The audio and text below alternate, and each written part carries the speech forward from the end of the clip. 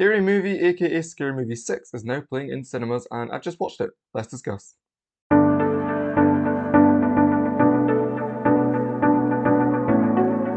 everyone and welcome back to the channel, or if you're new then welcome on in. My name is Jay. In this video I'm going to be discussing my review for the new Scary Movie, which, although is the 6th installment in the franchise, isn't actually called Scary Movie 6, it's just called Scary Movie. I will get to that later. I'm going to do my best to keep this spoiler free, but as usual, if you don't want to know anything about the movie, then do the usual stuff. Save the video to your watch later playlist and come back later when you have seen the film. Also, be warned that if you're going to watch this movie, you're probably going to spoil yourself for all the other films that it's referencing. So that includes, but it's not limited to, the Scream franchise, Final Destination's Bloodlines, Sinners, and even more. So just be cautious of that as well. Before we get started, I would be really grateful if you hit that subscribe button along with the bell so that you're notified when I post a new video. Again, numbers on the channel are really starting to grow and I would like to keep that going. So again, please do hit that subscribe button. Okay, let's get into it. Scary Movie 6 is directed by Michael Tibbs, his first credit in the franchise, and it's written by Marlon Wayans, Sean Wayans, Keenan Ivory Wayans, Craig Wayans, and Rick, you guessed it, Alvarez. This is the first time that the Wayans have actually been involved in the franchise since the release of Scary Movie 2 back in 2001. After that film was released, they departed after some creative differences, so they're all back now.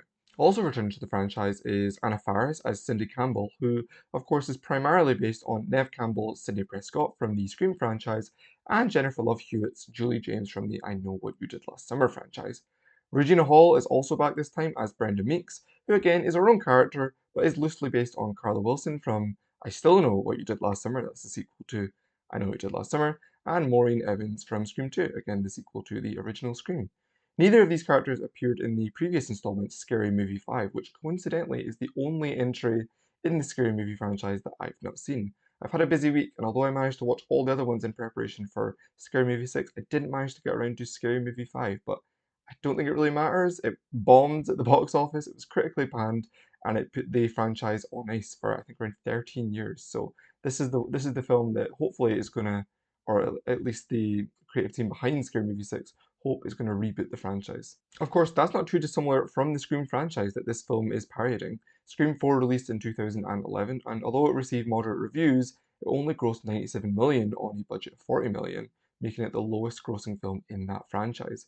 Which, by the way, it didn't deserve. That is the best Ghostface reveal of any of the Scream films, and it's my personal second favourite after the original film. So, really annoyed that that didn't get the recognition it deserved at the time. I'm glad it is in later years, and people are going back to it and realizing how great that film actually is. Regardless, the release of Scream 4 ultimately put the Scream franchise on hold until it eventually came back in 2022 with its 5th installment simply titled Scream. Of course, the first Scary Movie that came out in 2000 directly parodied the 1996 Scream, and the same is true for Scary Movie 6, which is directly playing off of Scream 5.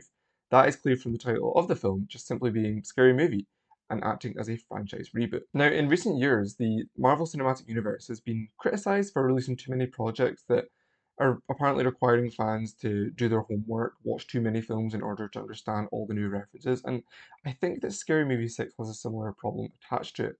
If you've been pretty good at going to the cinema the past few years and seen horror films, then you should be good. I think I understood probably about 90% of the references being made, which included titles that I mentioned at the top of the review, as well as others such as Megan, Weapons, Longlegs, and I Know What You Did Last Summer. If you've not seen those films, some of the jokes might not land as they were intended to. Of course, if you have seen those films, then some of the jokes might not land as they were intended to. It saddens me to say that although I was in a pretty packed audience when I saw Scary Movie 6, some of the jokes were just met with complete silence. The Scary Movie franchise is known for being somewhat immature in its humour, but in my opinion, there was an over-reliance on sex jokes that became unfunny way too soon, as well as gags that just didn't land relating to COVID-19, the January 6 riots, and even the recently viral 6-7 trend. It wasn't complete silence, I'll admit that. There were some genuinely funny sequences that I found hilarious.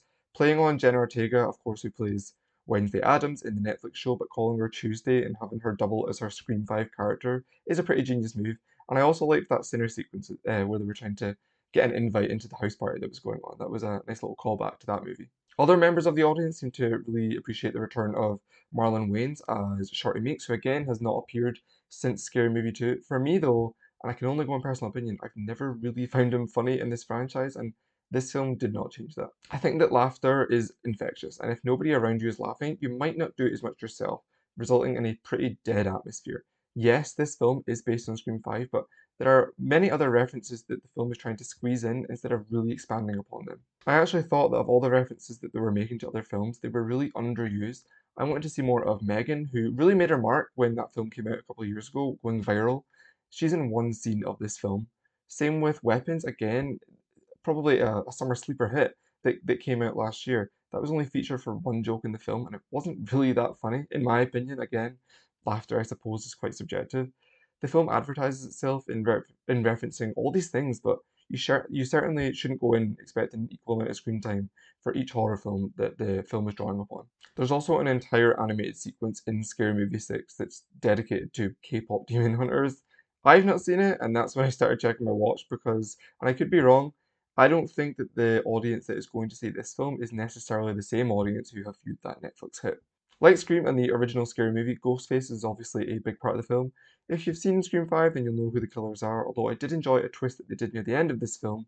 I will steal a common commentary that I've seen on this film. I was reading about it this morning that this film has the best Ghostface reveals of the year. Looking at you, Scream 7. I am going to do an overall ranking of the Scary Movie franchise, so stay tuned on the channel for that.